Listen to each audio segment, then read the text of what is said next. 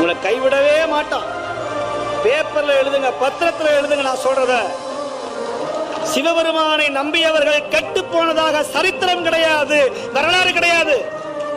அதுக்கு நான் உதாரணம். ஆமா, நானே உதாரணம்.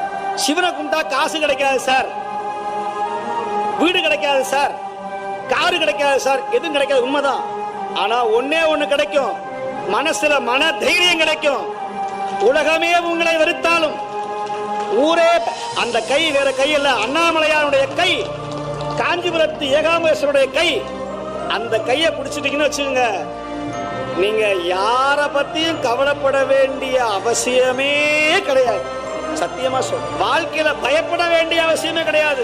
கரப்பாம்பூச்சியை பார்த்து பயப்படுற நீங்க, கருணாக பாம்பே வந்தாலும் சரி, அதற்கு ஒரு கிண்ணத்துல பாலும் பழமும் வச்சு நல்லபடியா சாப்பிட்டு போ ராஜான்னு சொல்லக்கூடிய தைரியம் உங்களுக்கு வரும்.